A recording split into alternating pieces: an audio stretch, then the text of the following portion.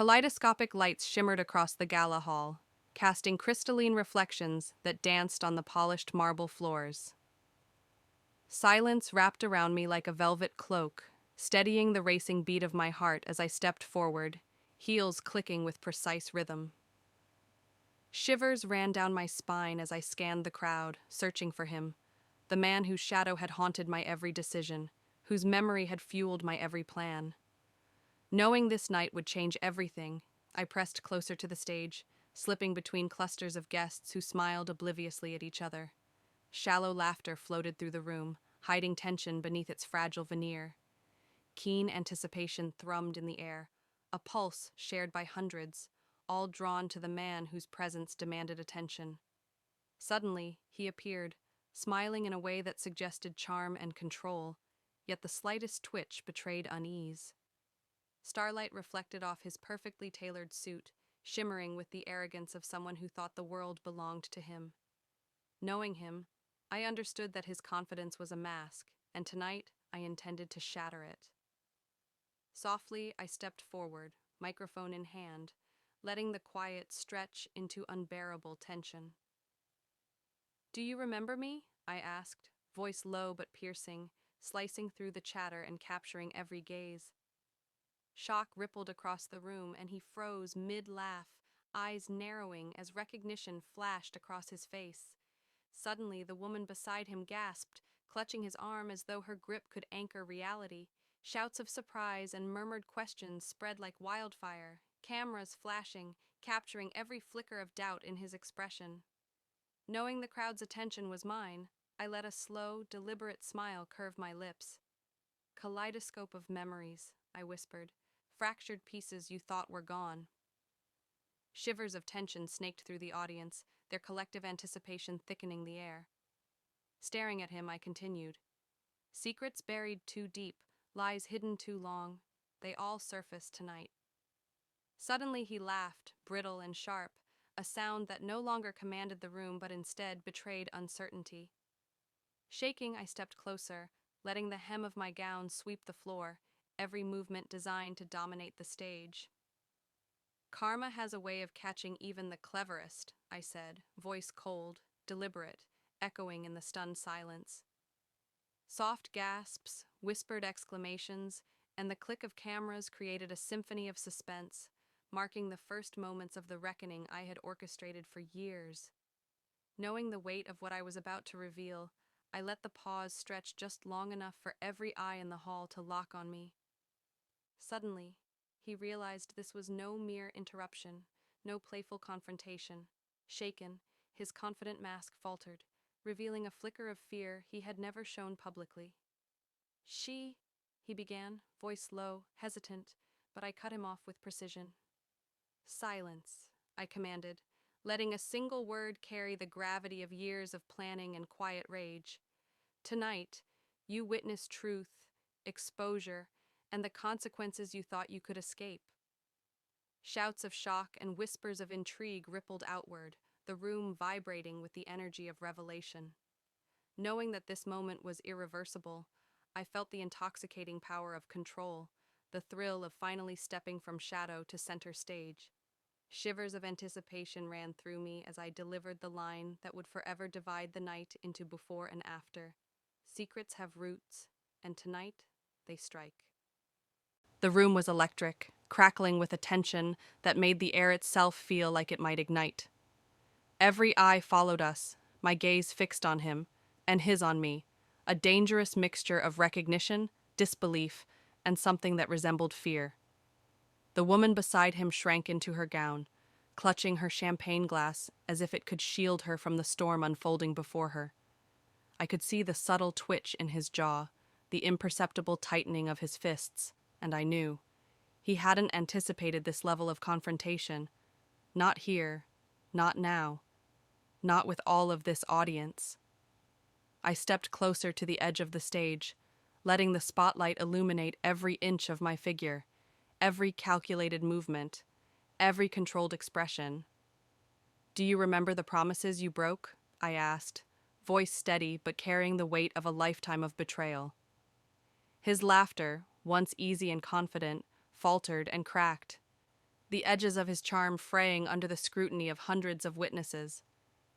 The audience murmured, sensing the shift from polite entertainment to something far more raw, far more dangerous. He opened his mouth, trying to respond, to deflect, to charm his way back into dominance.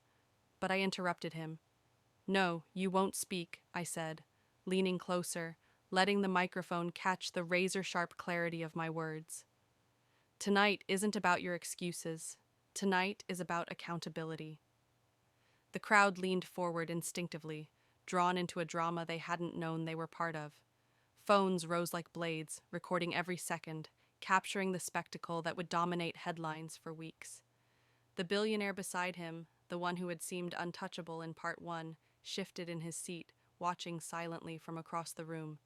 His presence was a shadow, a silent judge waiting to intervene, to strike at the moment of weakness. I could feel his gaze like a tangible force, pushing the tension even higher, shaping the unfolding drama with every subtle shift of his posture. Suddenly, my husband, yes, the man who had once mocked me publicly, spoke, his voice loud, slightly trembling with the effort of maintaining composure. "You think you can come here and rewrite history?" he asked, smirking, though there was a flicker of uncertainty behind his eyes. "You think you can humiliate me in front of all these people?" I didn't answer immediately. I let his words hang in the air, thick and heavy, letting the audience feel the simmering tension.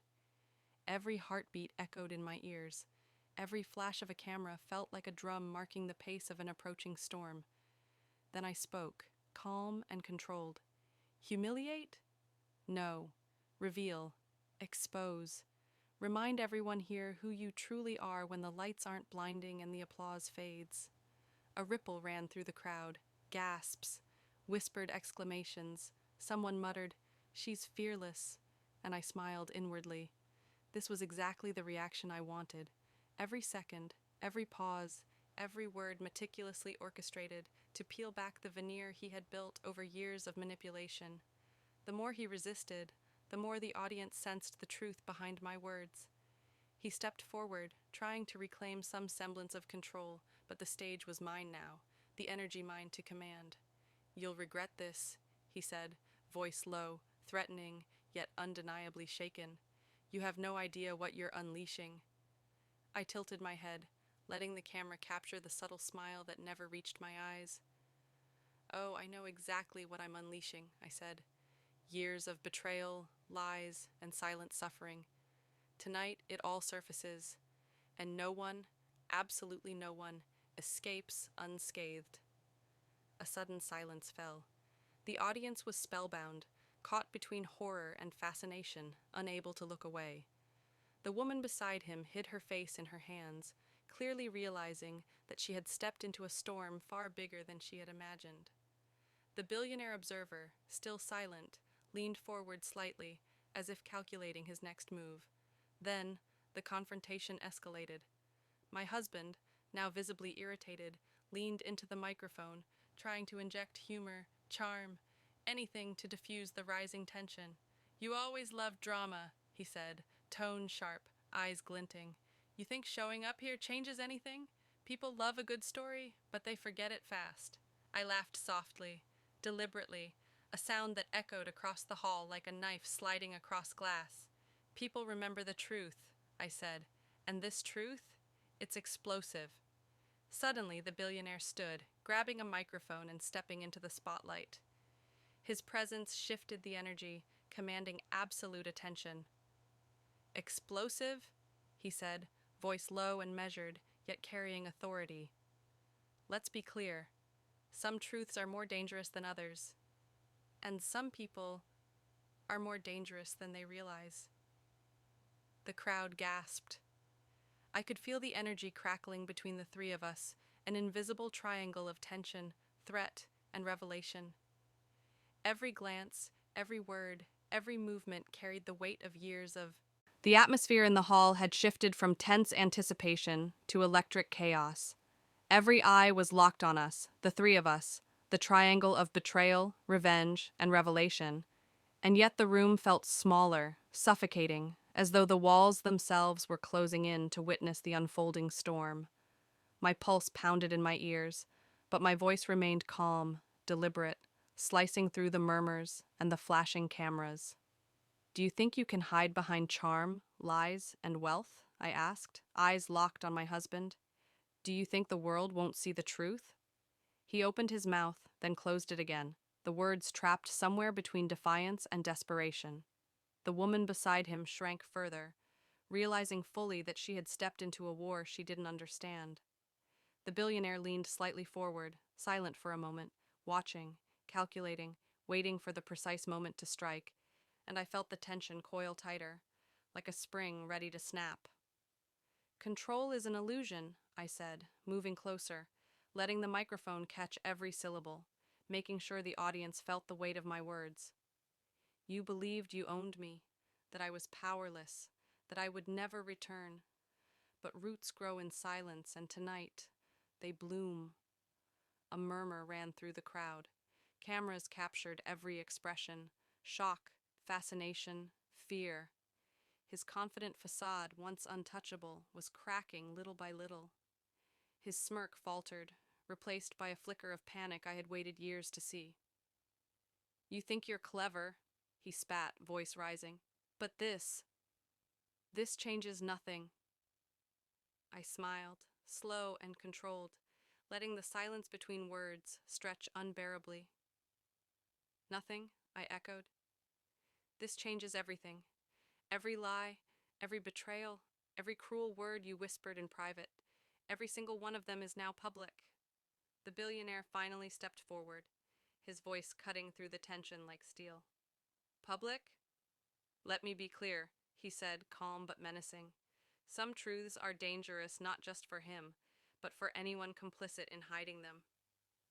And some of us are very good at making the world remember." The room gasped again. My husband's eyes darted toward him, a flash of uncertainty that betrayed him more clearly than any word could. I could see the woman trembling beside him, clutching his arm as if it could shield her from the fallout that was about to engulf all of us, and I knew the moment had arrived. I took a deep breath, letting the suspense mount, feeling the pulse of the audience through the floorboards. "You thought I would remain silent," I said. "You thought the world would never know. But silence can be louder than screams. And tonight, my silence speaks volumes." Suddenly, I stepped closer, close enough that he could feel my presence as an undeniable force. "Remember the contracts you burned? The alliances you betrayed? The people you thought too insignificant to matter? They are all watching now, and they are not forgiving."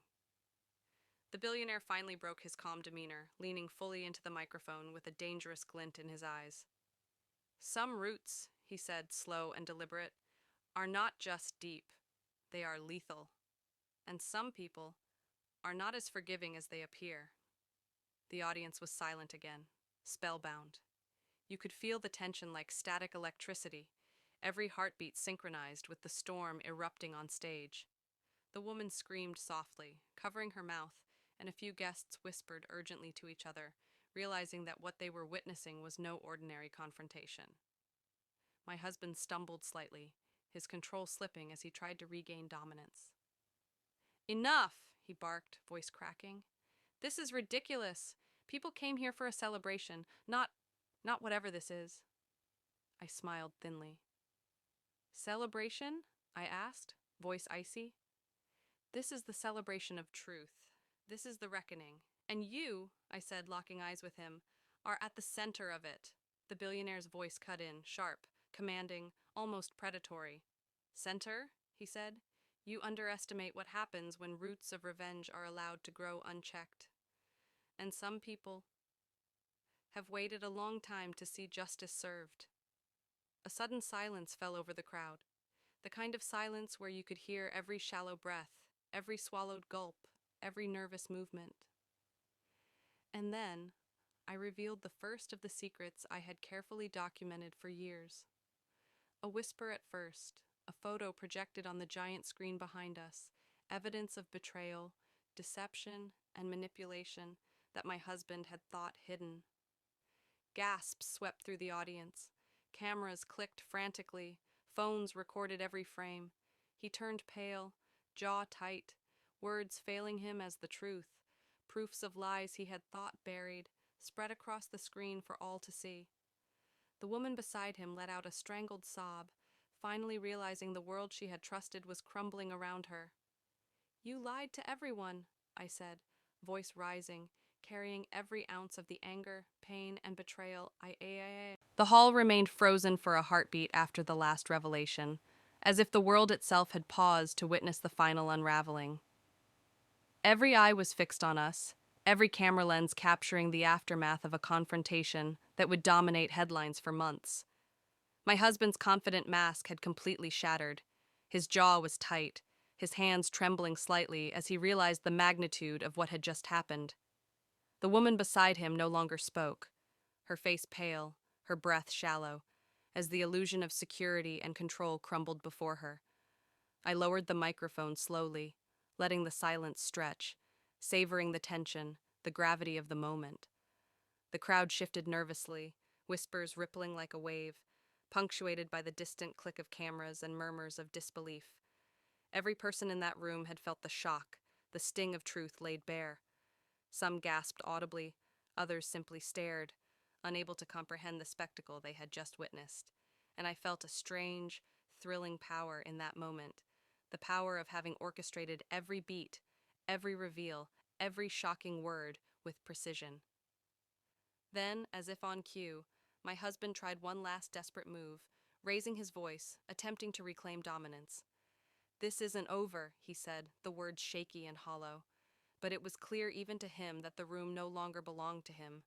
Every reaction, every whispered comment, every camera lens bore witness to his defeat. The billionaire, who had watched silently through the storm, finally stepped forward, voice calm, deliberate, and undeniable. "Over," he said, "is exactly what it is. The consequences are yours to bear, and the world will remember." The audience erupted, some applauding, some murmuring in shock, some whispering their disbelief to their neighbors. Social media notifications were already exploding. Videos were streaming live, clips would be shared globally in minutes, and every detail would be dissected and analyzed. The private humiliation had become public spectacle, irreversible and viral. I could feel the energy of the room shift from suspense to aftermath, the way a storm's wind lingers even after the lightning fades. I stepped back slightly, letting the spotlight catch me fully, every inch of poise and control on display. "Tonight," I said softly, letting my voice carry across the hall, "isn't just about revenge. It's about truth, justice, and the reckoning that follows when you underestimate the strength of what you thought you could destroy."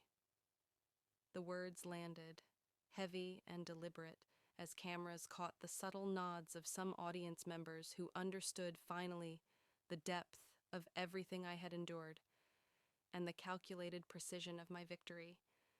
Whispers spread through the crowd like wildfire. "She's fearless. I've never seen anything like this. Who is she?" The room was alive with reactions, both awed and horrified. I could see journalists furiously typing, social media feeds exploding with fragments of the confrontation, hashtags trending before the final applause even began.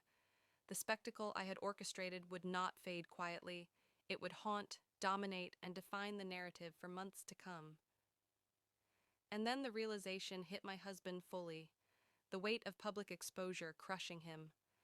The truth was no longer hidden behind private lies, behind whispered secrets. It was broadcast for everyone to see. His manipulations, his arrogance, his illusions of control, all exposed. The woman beside him finally broke down, covering her face as if hiding from the world's gaze. Every step he had taken to maintain power, every smirk and smug glance, had been stripped bare. The billionaire observed quietly, a shadow of authority and inevitability, and finally spoke, his voice carrying both finality and warning. "Remember this," he said. "Some roots are planted patiently, quietly, and they always find a way to grow. Some truths, once unearthed, cannot be buried again, and some people are unstoppable when fueled by the desire for justice.